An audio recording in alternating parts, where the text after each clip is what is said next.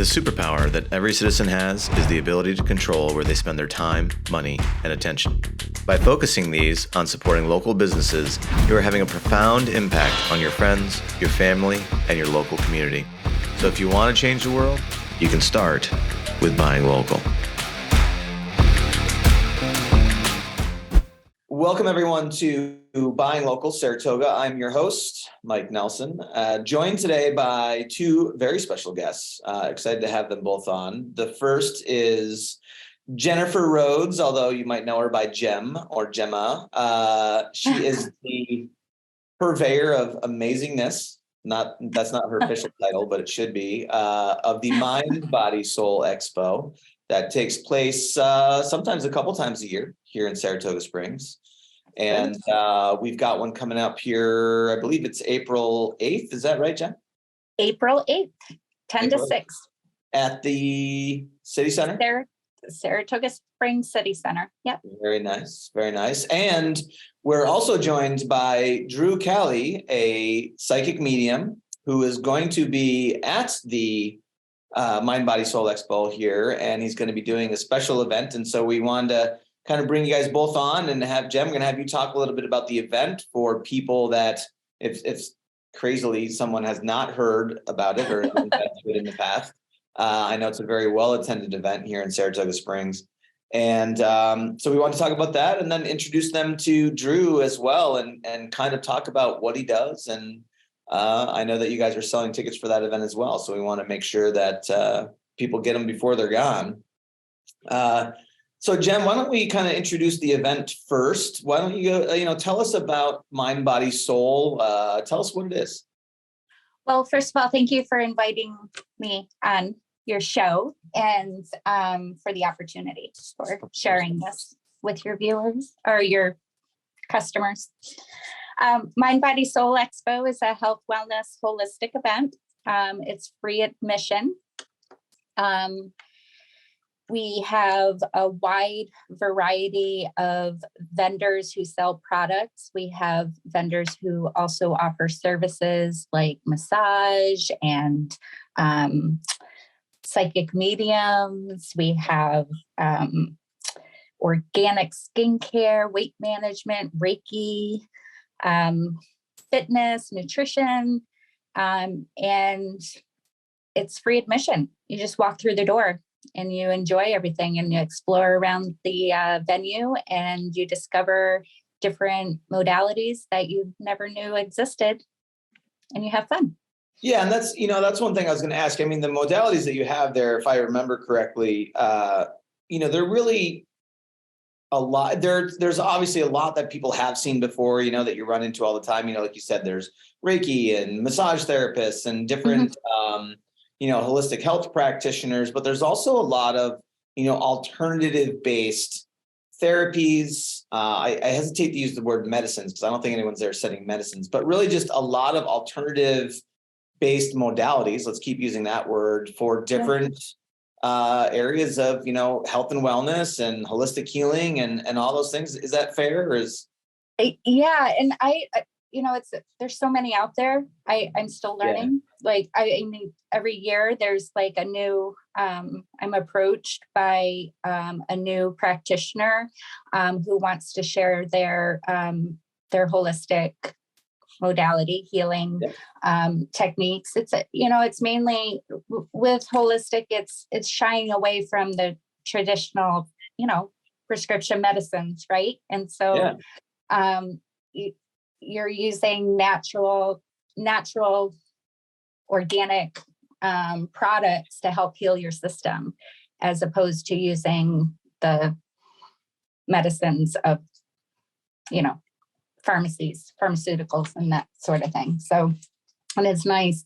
I myself have had my fair share of injuries, if you will, and I've been really trying to focus on a holistic approach. Most recently, I broke my leg.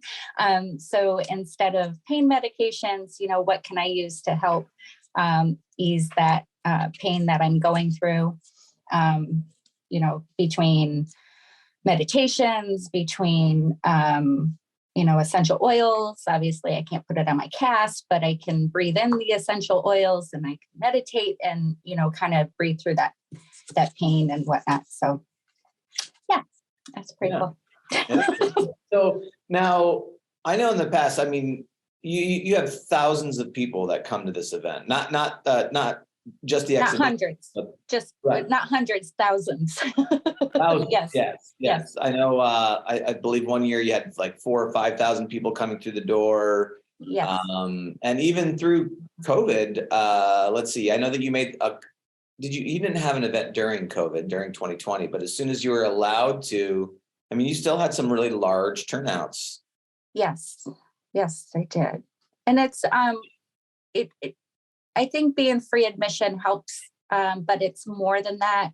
Being a part of the event and going into the event, there's a lot of just positive energy circling around the event. It's when I get feedback from both customers and vendors, they just say, you have to experience it. You have to come in and experience all the energy. You walk in and it's like something you haven't experienced before. And it's just an all around positive experience. I haven't had anybody with a negative experience who came in. Well, and it's not just, and if I remember correctly too, it's not just, coming in and going to booths and seeing different products, whether it's, handmade jewelry or essential oils or gemstones or whatever, but also like you have there's yoga demos. And I think, did you have anyone doing kirtan last year? No, they were slated for the event that got postponed for COVID. That's right. Okay. So yeah. But we do have a gentleman that comes over from Massachusetts. He does handpan. And so this year with handpan, he's going to be doing multiple things at the event on April 8th. He's actually bringing about 20 of his instruments, and attendees can come in and learn basic handpan. And then he'll also have some available for purchase. He does remote online classes. So if, somebody's interested in taking it further, they'll be able to sign up with him and do handpan and learn handpan online with him. I don't even know what handpan is. You have to, what is handpan? It's a instrument, and it looks like a turtle shell. Oh, okay. Like a tortoise shell. And when you hit it with your use your fingers and palms of your hands, and when you hit it, it produces this really like delicate sound that comes out. Yeah. And it's so amazing. And he's like, it's just beautiful. And he's like, he'll be doing a performance as well towards the end of the day from 4:30 to 6. We have a stage in the middle of our venue. Well, and that's one of the things I wanted to highlight too, is that you have like performances and there's workshops, and like you can go in and do a yoga class, or you can go in and do music or get information on different topics. And I think that's one of my favorite thing about the event is every time that I've gone, I've been exposed to something I didn't even know existed, which I thought was really cool. Yes. And, I tend to think that I'm pretty open and really, learned in the area of alternative options out there for all different, walks of life. And to be able to go in there and still find something new, which is exciting to me. It is. It's a lot of fun. So thank you. It's awesome. Yeah. I love that feedback. That's awesome. Yeah. So, well, and to kind of bring Drew in, who has been very kind to mute his microphone when he coughs. I keep looking up and I see him coughing a little bit. And that's kind of, with Drew coming in as a psychic medium. So before we get to Drew, kind of tell us a little bit, Jem, about what you're bringing him in. I know you also have another gemstone meditation going on at the event as well. When you're bringing in people like Drew, what are you hoping, to do for people? with bringing in Drew, so Drew has done events, spirit messages events in this area years ago, and I actually experienced it myself. I went to it, and he just has this one. He's awesome, for one. He's very accurate. He knows things that my own mother-in-law got a reading from him, and he knew like things that she's never talked about, and like, her whole family doesn't even know. And he has just this energy that fits the expo, like just the way his personality, his the vibe he brings, the energy he brings. And I thought this would be an awesome opportunity for attendees to be a part of, as well as, myself and Drew to work together. His credentials are just amazing, and it's an honor to be able to have him at the event. So like going forward, I'm kind of rebranding, if you will, for the expo. We will continue to be free admission for attendees, but we'll be offering special events like Drew's event, like Aaron's Gem Medicine. It's like a VIP, if you will. So these practitioners who are well known or have unique modalities, those where they don't offer for free. It's like, it's so unique that you need to pay to see it. Those are the individuals that will be coming to the events going forward.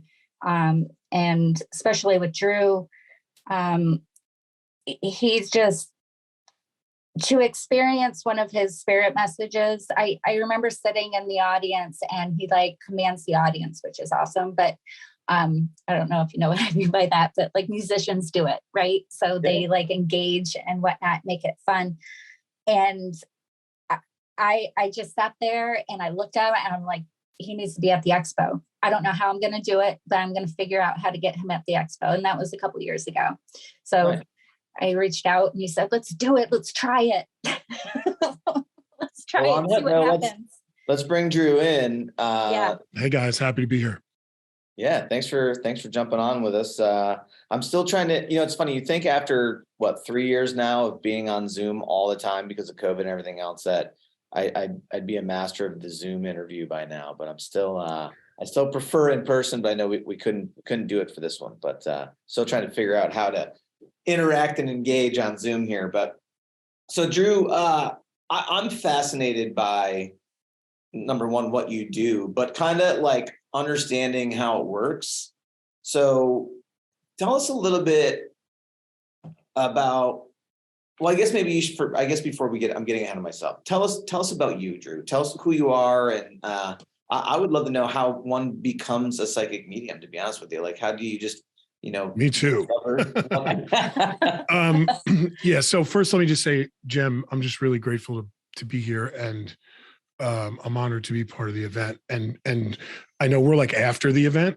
It's like the event after the event, but just having access to that many people and to bring something like this, which, obviously holds my passion and my focus as my work, but also really my life's purpose. So I'm just really grateful to be here. And Michael, thanks for putting this together like this.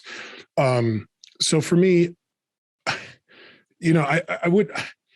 it's easier for me to like stand in front of a group, connect with loved ones on the other side, or with information that I'm not sure is real until I get a validation, than it is to stand up there and tell people about Drew beyond the medium. But I will say this, I'll say that, and the only reason I say that is, before I did this work, which I didn't really know I could do this until around 2011, that I had no idea.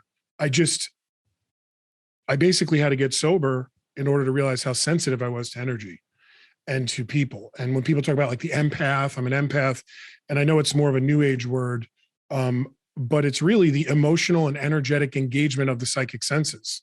So, my whole life since I was 13 up, I grew up in a household you didn't really want to be, you want to come home. I didn't want to be home. So I went out a lot and I started partying at like 13 and I wasn't a bad guy or a bad kid inside, but I definitely wasn't, I got in a lot of trouble, nothing that, that has to do with any kind of like violence or anything like that, but just mischievous. I was out late. I like to party. And really what I was doing was I was numbing, and it's a big part of my story. And then after 9/11, I joined the service and I went overseas and I had that kind of this experience that I wouldn't give to anyone else, but I wouldn't take it back. So when I came home, I tried to get back to like a normal life. And, I'm Irish and Italian. So I always joke, you can't get any more Catholic. My father was in law enforcement. My mom passed away, but she's a homemaker. And, it runs up on both sides, but I would say not in this form. So when I came back from overseas, I definitely had PTSD. I mean, I followed someone over the George Washington Bridge and wanted to pull them out of their car. And I saw how afraid they were. And I'm a big guy and I know how to handle myself. And I was like, all right, I need to do something. So, in that on top of, so I started going to therapy, I started taking medication, and then I got hooked on this medication. Like everything I did a lot, all in. I wasn't a little bit in on anything. And, especially if it was really quick gratification and it was bad for me. It's just like, I could joke about it now because, it's been almost a decade, so, or more than that. So in short, what happened is my mom ended up getting really sick from cancer and passed away. And it was a brutal experience to have to witness that over a 2-year period. And she was the type of mom that all three of us kids thought we were her favorite. And the dynamic was changing. And in the meantime, we rushed my wedding a little bit. I was engaged. And my fiance's father came to me and said, I think we should rush it because I don't know if she's going to make it. So I got to have like the dance with my mom, and I took her to the park the last time she ever got out of the house before she got gurneyed out on Christmas morning. And I remember us having a conversation and talking about life after death and about how, like, did you ever think I was going to get married? Like, we joked. And it was a really difficult conversation, but now I'm so appreciative of that because I feel like I didn't know I could do this again. And my mom at the time was doing all this alternative stuff. She was getting Reiki every day. She was doing this thing with her feet that took the chemicals out of your feet. She went away for like 30 grand to like Mexico to learn about macrobiotic and microbiotic diets and all this stuff. And in that period of time, my wife and I, after my mom passed, after we got married, she passed very shortly after that, a couple months, we were pregnant. And then we had an 8-month stillborn baby girl. So that was really traumatic. Obviously, we didn't know we were, room painted, name picked out, Emily. October 28th, we gave birth to a deceased baby and I had to wrap her in a blanket, pretty much give her back. So it was just bizarre. And my mom was like the person that, I get a little emotional talking about, but my mom was the person that I would have wanted to be able to be like, give me some sort of guidance or comfort, if that. Yeah. So my dad didn't really know how to handle it. And 26 days later or something like that, I was out with my brother at lunch and for work, we worked together and I got a phone call and my sister's husband stabbed himself to death. So it was just like this crazy period. He just had like a psychotic break and, they thought it was a murder and all this stuff. It was just like, what just happened? So the only reason I bring all that up is it was very evident to me that over the next couple of weeks, I was drinking half a glass of vodka in the middle of the day, and it wasn't even doing anything. Yeah. So there was nothing that was taking away this hurt and this pain and this fragility, this acknowledgement of the fragility of that is life. And, I didn't know how to accept it. I didn't know how to deal with it. So I just became everyone else's yes person. I'll, let me make you comfortable and kind of thing. And it just all fell apart. My wife and I went to therapy and I'll never forget my therapist. I went to fix my wife, and obviously she went through hell because we didn't even get a chance to mourn. We had this happened and then all of a sudden we're at someone else's funeral, and it was just a bizarre period of time and tragic. And so shortly thereafter, I ended up going into the rooms of Alcoholics Anonymous and stopped drinking and drugging entirely. And it changed everything. And about a year to the day after that, and it changed my habits. You know, I'd wake up and I'd read a reflection of, you know, a spiritual reflection for the day, and I would pray a little bit. It wasn't religious to me. It was very universal. Mm-hmm. And I really liked that in 12-step programs, especially the original one of AA from the founder, Bill Wilson, was very spiritually driven in a universal way. Even though the language can be, you know, somewhat Christian or Catholic, because that's the references they had in the 40s. So, in short, my sister ended up about a year to the day. My sister was like, Drew, you got to talk to this psychic, you know? And I remember being like, I'm good. You know, we can go to psychic kind of bored. And it's not that I didn't believe in them, or I did, but especially that word psychic, I was like, And she's like, just talk to her. I'm like, all right. My sister was going to mediums and psychics, and she has the ability too. So anyway, I got on the phone with the psychic, and she was just like, hey, you know, she said a couple things that were really hit me. Like, I co-signed a car for a guy that worked for me, and he was going to be a police officer. And she said that. She said those three things. And she said, he's going to default by April. And I remember being like, nah, what are you talking about? It ended up being true. But like, you can Google that.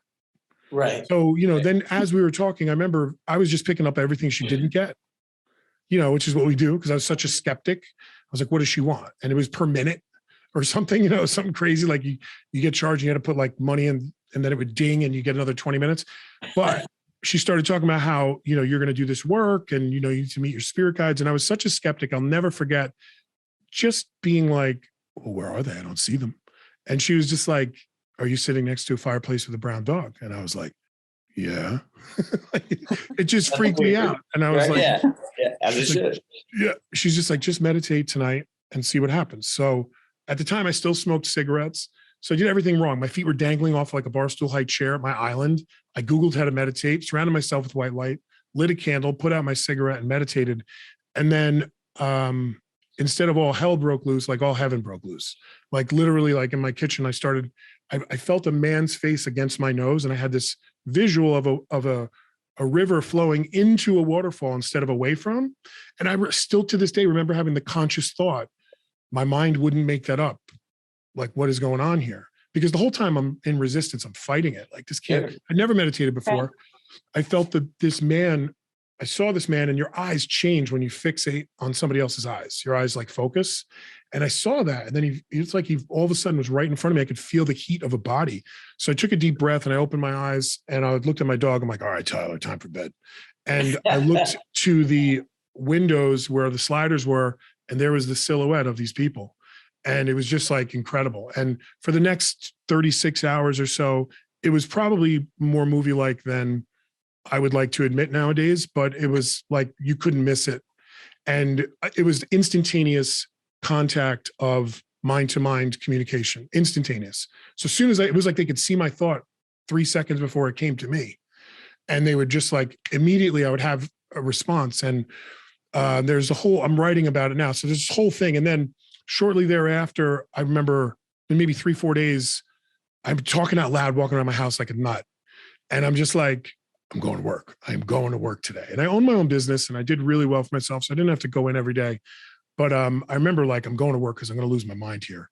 And I heard like, you're not going to work today. You're not going to, I just remember being like, I'm arguing with nobody. I'm like, yes, I am. Yes, I am. And I went to get ready for work and take a shower. And I turned and I scraped the top of my head and had this huge welt. So I was bleeding. I'm like, okay, I'm not going to go to work. So I sat around that day and I meditated, or I just closed my eyes and asked them what they wanted, kind of thing. And I kept hearing, this is Jonathan, you got to call Jason. So there's a lot more after that, but I ended up getting invited to this guy's house. This guy I didn't really know, called him up. And as I was talking to him, it became like more improv real time, where someone was touching my kidney. So I just understood that his kidney, and it was so slight, but it was like a gentle finger touching my kidney. I remember being like, do you understand he had cancer of the kidney? It started in the kidney. He's like, yeah. Like everything was, yeah, it was weird, but it wasn't a ghost standing next to me talking out loud where I could just be like, hang on, let me ask him. And right. And that's what we think. And it really threw me off, where I was like, I don't understand. Like, am I losing my mind? And, it just, the validation from living people going, well, yeah, that makes sense to me. And I'm like, really? Because only maybe 50% of it made sense to me. And, that happened repeatedly. And I even went to my therapist with like pictures. I'm like, I think I'm losing my mind. I'm hearing stuff. And, I ended up getting stuff for her and it made sense to her. So that's the first inclination that I understood that this was not a ghost walking around, like coming through the wall, being like, Drew, say David, because I always joke, like, if that's the case, they would just go to their person. They wouldn't need me. They don't have a voice box. So it was an internalized expression of this intuitive psychic language. And mediumship is just a consciousness stepping into my awareness, speaking to me through the psychic faculties, if you will, or communicating with me and influencing me to say things or understand things and convey them to a person in a certain way. So what they give me is never wrong, but how I convey it can be. So, I'm still my biggest skeptic, and I still get really frustrated with the living. The living are a pain in the ass. And I say that with all due respect and all love, but it's like, I feel like sometimes I need like a tape recorder of things that I've said before. And I have to keep remembering. It's the most humbling experience I've ever had in my entire life. And it continues to be like that. And as soon as I don't think that I need to learn anymore, I'm in trouble. Like, I don't want to be like that. So I worked really hard. I traveled around the world, studied at Arthur Findlay College of Psychic Sciences, which is not a semester-based thing, but like a week at a time, a weekend at a time, blindfold studies, like anything and everything that was the hardest type of evidential mediumship, I pursued. Scotland, England, did healing in Norway, studied trance states, because I didn't understand why one day it would be so spot on. And the next day it was like I had to work 3 times as hard to get half the information.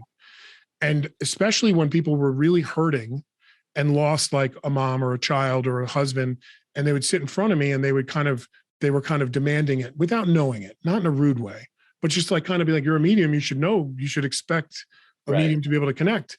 And that's where the work started for me, is that I started to recognize that it's predicated on the need, not the want. And it's, I can't be a spirit DJ. I can try. And also that, DJ? Yeah. You know what I mean? Like, I'll say that to people.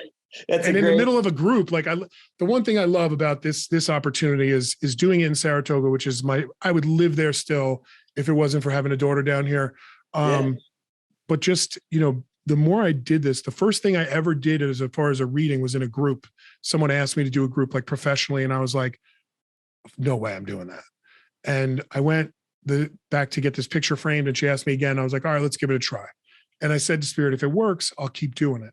And like, there was a piece of me that knew I needed to do it, but at what point are you ready? And who, I'm waiting for someone to touch me on the shoulder and be like, yeah, you're good enough, because I was going to all these different spiritualist tutors to, all these big names, some you would know, some you wouldn't. And what I found was some of the best teachers weren't the best group people. Sure. And some of the people that were fantastic at doing mediumship weren't the best teachers. So it was a very personalized, unique kind of thing. And it already worked through me. I just needed someone to help me understand and unlock, that piece of it. Like, how do I harness that? How do I get out of the way more?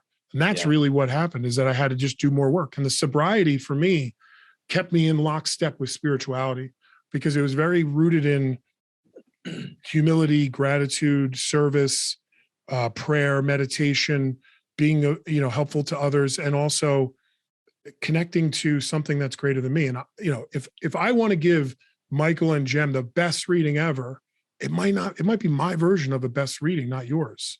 Right. And it might not be what you need. You might not need to know that I know your dad's name. It might have no relevance. Do you know my dad's name? No. Oh. I think it would probably be Michael. It is, yes. Or it was.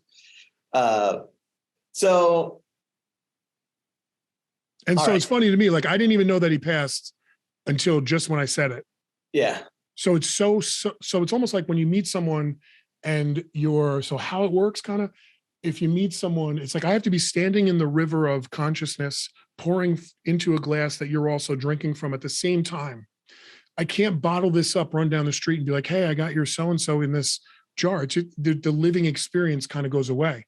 So it's almost like when you meet someone and you're like, they walk away and you kind of have this weird thought, like maybe they're pregnant. It's way out here, and then you don't say anything. And like, you get a call the next day and like, so-and-so's pregnant. You're like, I think I knew that. you know? And so what somehow, somewhere, that subtlety of subconscious thought got closer and more accessible. And so now, like with the butterfly series and teaching Reiki and teaching intuitive classes and mediumship, I see it over and over again that it's really about like giving life to the inner whisper so that it becomes louder and louder. And it's always going to be subtle. Mhm. But you know, it's such a bizarre thing. And I feel like right now, I feel like I could probably connect with your dad and I connect with other people. And I always feel like it has to help her heal for it to be real. It has to help her heal. Like if I get stuff like there's dark this, there's dark that, or they're stuck in between, to me, that's complete utter nonsense. I've never experienced anything like that. And I did have experiences in my house where I thought it was haunted. And I had a medium come to my house and she was really good. She knew that I lost a baby. She knew my mom passed. And she said, and she didn't know anything about me. So she couldn't have known that. So then she sat down and I remember like in 10 minutes being like, you know, she's like, do you feel that? I'm like, yeah, something's different. The house is calm. And she's like, yeah. I'm like, what'd you do? You know, I'm thinking like she whispered something, said some magical prayer. And she was just like, because you're calm. And I was like, what? And she's like, when you're calm and peaceful, the spirit connection in the spirit world will always be calm and peaceful and loving. When you're afraid, it'll be freaky and scary. And I was like, she's like, it's a direct reflection of you. And I was like, oh my God, I've never had a negative experience since. So it changed everything. And I mean, I was having physical things, doors shut. And I'm not saying that other people's experiences aren't valid or real, because I've been to hauntings and stuff like that. But most of it's usually the people that live there or people connected to them trying to get attention. You know, and I do think, you know, there's a lot more that I don't know than I do. So I don't go sitting at 2:00 in the morning playing with the Ouija board and, you know, calling on demons. You know what I mean? Yeah. Like I don't play around with some of this energy, but at the same time, I respect it, but I trust in the love and the light implicitly. So I don't have to worry about all the other stuff. And I just feel like it's graced so many people. Cerrone Plumbing, Heating, and Air Conditioning in Queensbury, New York, has been offering services including installation and repair to our community for over 25 years. Their professionally trained plumbers and HVAC technicians are capable of completing any job from start to finish with a promise to deliver unmatched customer service in the process. So like, I can't get your dad out of my mind. Do you mind? No, I don't mind. So do you understand that he kind of went quick?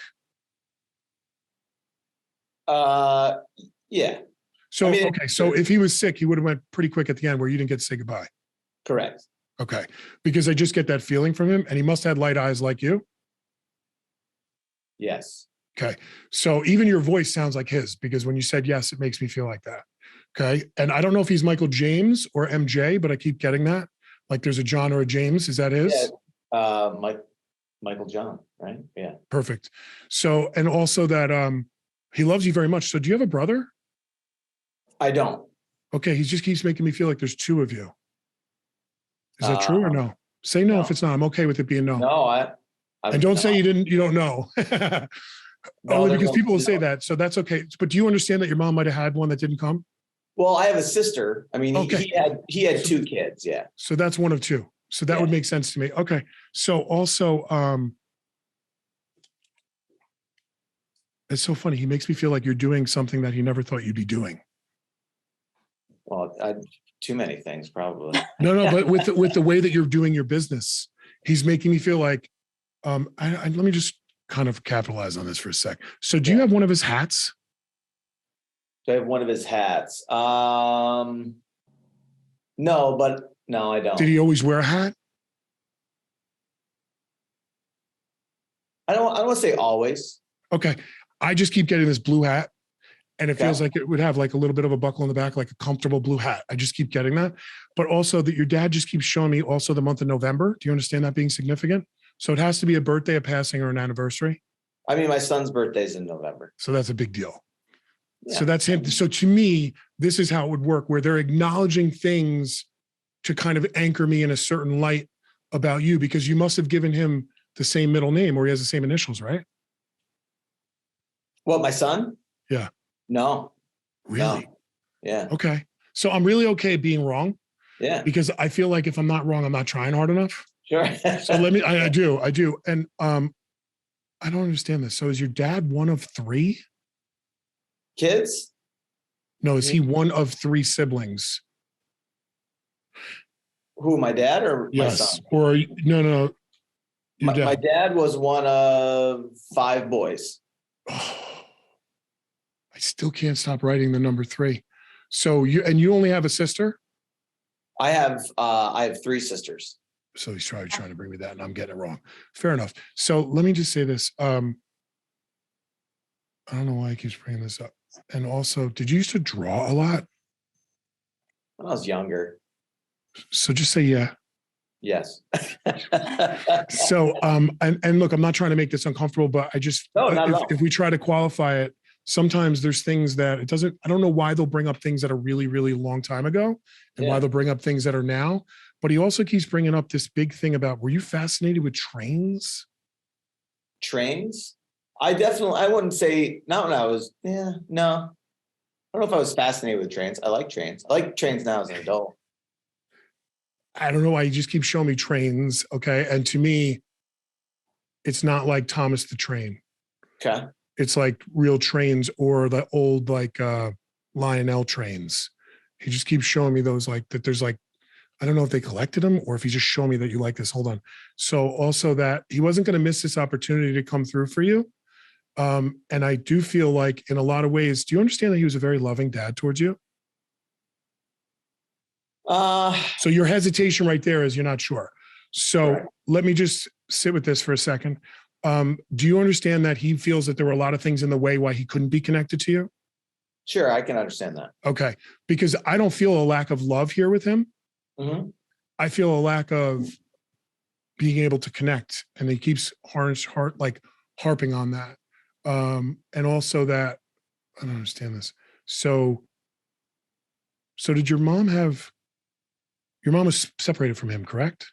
Yes. So she had 2 other people that were in your life as male figures after him? Yeah. Yes. Okay. He Yeah, just in my keeps life, making me yeah. feel like it's really significant that you know that you had everything you needed and that he wasn't going to be a good influence with the state of being that he was in. Do you understand that? I do. And that he makes me feel like he just couldn't stop and he couldn't understand why. Okay. Okay. And also that it had nothing to do with wanting to or loving.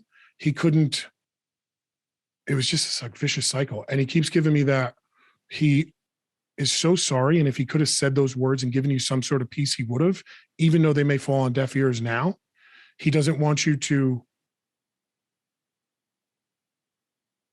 feel slighted or ashamed of him doing him. It's not yours to own. Got it. Okay. And he just makes me feel like he felt like he got the shit end of the stick coming up and he just couldn't shake this almost self-pity. And I just keep getting that he kept trying to make things better, but he would make it worse for himself. Do you understand that? I do. And he just makes me feel like, especially when it came to like money, like anything, it's like, it wasn't his mind. It was like, he couldn't find a way to love himself or forgive himself for the repeated cycle of chaos. That's how I want to put it. Does that make sense? It does. And he's just so grateful that you are doing everything in your life to be the exact contrast of that. Do you understand that? You're very stable, very poignant, very focused, very loving, very open, very vulnerable. And that's in spite of him. He's not taking credit for that. He's giving you all the credit, but he wants to honor your mom for bringing you better people in your life to the extent that she could. And he's kind of laughing at the animals that we were talking about. Okay. But well, I'll tell you, Drew, you might have gotten a couple of things wrong in the beginning, but you really nailed it at the end there. That's pretty spot on. Good. And Yay. so I would, if someone is listening to this, so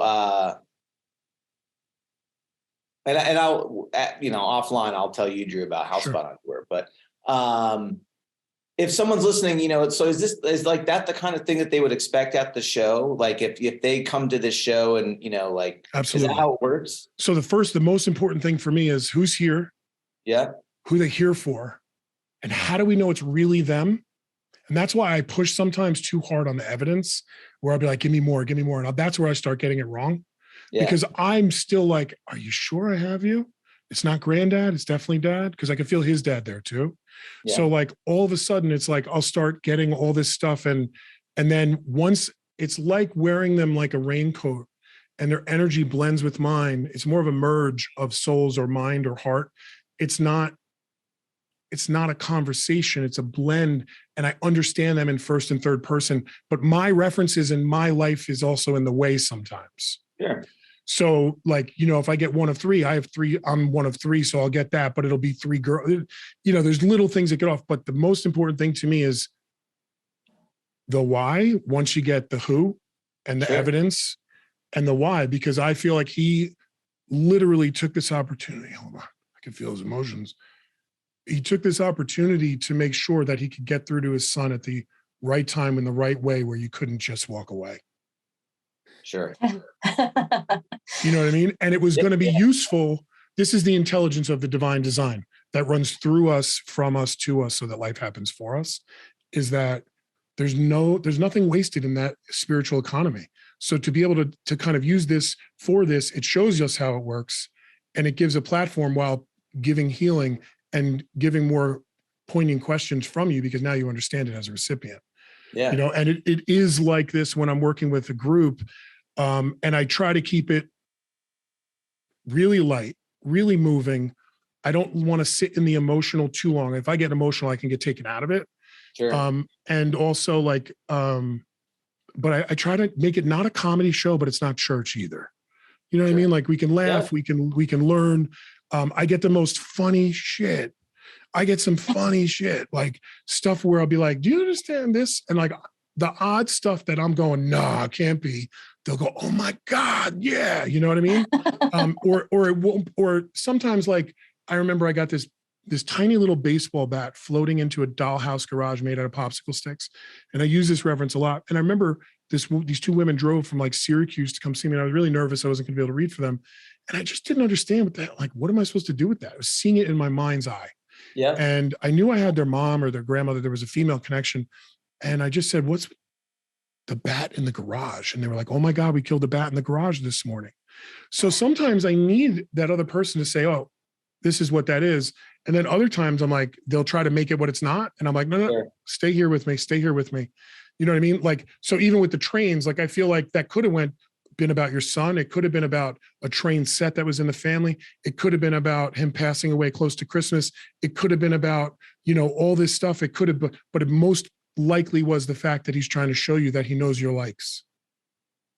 Like, it's the subtleties. So in a group, and I try to keep it moving. Obviously, if you have, 100 people or so in a group, not everyone's going to get a reading, but the witnessing of the proof of life after life, or the evidence of life after life, and messages of hope, inspiration, and healing gives us hope, and also reminds us that, because we are spirit incarnate, we are spirit in a physical vehicle, in a physical reality, no different from them. So knowing that life after life exists, then your life is worth living and you're where you're supposed to be. And, we can take it from there. And if we don't accept where we are right now, then we can't make our life better. And most people are in such denial or blame, which is the highest form of denial, that, it's like, I have people come in and they want to know why the person took their own life, instead of just getting validations that I couldn't possibly know that your son took his own life. And I say that, but it doesn't faze them. So there's different levels to this. And in a group environment, the support and the energetic, like, community vibe is so cool and so crucial. And that's why I'm so grateful. Jem knows that, like, there's something magical about putting all these people in a room and kind of, in spite of me, this seems to work really like magic every time. And the people that get certain messages, like, I could have pulled stuff out of you and said, give me more, because I want validation. But I'm very confident in what I was getting. I knew that I hit the mark, and I knew that he was getting across what he needed to, and that it made sense to you. It's not about, like, sometimes people are afraid to come because they're like, I always joke, like, anybody cheating, I'm not going to call you out, I promise. And they'll laugh. You know what I mean? Like, and like, I always joke, like, I curse like a truck driver. I don't levitate. I don't have a bat phone to God. My life can be very complicated. I don't do this perfectly, and I'm not the best. I just give you my best to the extent that I can every time we do this. And I think for the groups, you know, if you're a skeptic, you're welcome. You know, if you're really into it, you're welcome. And I just feel like it's one of those things where it's the neon sign in the spiritual shop, and that kind of universality that has to do with spirit, however you look at it, whether it's interchangeable with consciousness or it's religious, it doesn't matter to me. I just feel like as long as it comes from the right place and it's real, and like, I'd rather be real than be right. So if I get a couple things wrong, it's not going to stop me. But if I'm in a group with you, Michael, and that wouldn't have stopped me. But if someone's kind of like, well, it's not my nephew, it's actually my granddad, or, you know, it's not my cat, but I had an alligator. Like, people will make things what they're not. And then I know I'm not with you. So it's so important when I'm with the right person for the right person, eventually it finds its mark. And when it flows and it stops, you could feel it. It just kind of winds down. And I try to stay out of the way and give them the floor and be the best ambassador for spirit that I can be. So I hope that explains it. And I love that this just happened this way. Like, this is what happens to me every day. It's crazy. I'm in awe of it. It's crazy. It is. Yeah. Yeah. It's pretty cool. 1-800-PAINT JOB. Professional painters and pressure washers providing high-quality paint jobs and close client relationships to bring great ideas to life for over 30 years. So I know we're getting short on time, but I want to, let's see, we're just a few weeks away from the expo. April 8th, City Center. Jem, what time do you start? Saturday. We open at 10. Okay. We do have free admission tickets that are available. They can, customers can go to our Facebook page, webpage, event page on Facebook to get their free tickets, or they can email me and get those free tickets. Those free admission tickets, ticket holders are eligible to win like door prizes, if you will. So some of the vendors, it's Mind Body Soul cash that they can use the day of the show. So, and it's only for ticket holders, non-ticket holders, whatever. And ticket holders also have priority on entrance. So if we're at capacity, they take priority over non-ticket holders to enter the event. Okay. And then for Drew's show, I want to say show, for Drew's event, how does someone get tickets for that? Because you are selling tickets for that. Yeah, so they can go to drewcali.com. It's www.drewcali.com. And if they just go to the events page, right at the top of every page is a kind of a spirit messages at City Center, Saratoga Springs. They could just click on that, and they can buy them at the event. However, it'd probably be best that they buy before, just in case, because we're not sure, there's limited seating, but it's going to be really exciting. It starts at 6:30 and there's like a fondue thing before, and it's just going to be a lot of fun. So if you go to the expo for the day and you buy tickets for that at night, you won't be disappointed. It's going to be an awesome day. So I hope people really do that. Absolutely. We do fondue. They'll have 2 chocolate fountains. That's why I'm going. There you go. I mean, who doesn't like chocolate fondue? I know. And then we have we'll have a signature mocktail. We're embracing the full pink moon, which is on Thursday that week, but we're celebrating the pink moon. Yeah. It's going to be our theme for the event. And it's going to be fun. Yeah. And one thing I just wanted to say too, is that the expo closes at about 6. Yep. So we start at 6:30. So it is a different event. It is closed, or it's not a totally different event. It's just an event right after it really kind of is a closed door event. It's not something that if you didn't buy tickets for, you can kind of peruse and kind of walk in and look as if you're at the expo. So, it's always an honor and a privilege for me to share this space with the groups of people, and especially with people like yourself, Michael, and for Jem, who's putting so much good stuff out there for an expo like this and bringing so many different people together, which is next to impossible to do, I might add. I know so many people that have put together, centers and expos in a very eclectic fashion that have not done very well, especially for periods of time. So the fact that the consistency is there and it keeps growing and people are loving it and there's thousands of people that are going, just don't miss out on this. It's going to be an awesome day, especially now that we're kind of hopefully coming to the end of COVID. It's coming into spring. What better way to spend a Saturday on April 8th? Yeah, Absolutely. that's great. Well, guys, thank you so much for jumping on the Zoom with me. And for those of you listening, make sure that you get your tickets for Drew and that you go to the expo. It's going to be a great event. So thanks. Thank you, everybody. Michael. Thank you so Thank you. much. You got it. Woo woo. The superpower that every citizen has is the ability to control where they spend their time, money, and attention. By focusing these on supporting local businesses, you are having a profound impact on your friends, your family, and your local community. So if you want to change the world, you can start with buying local.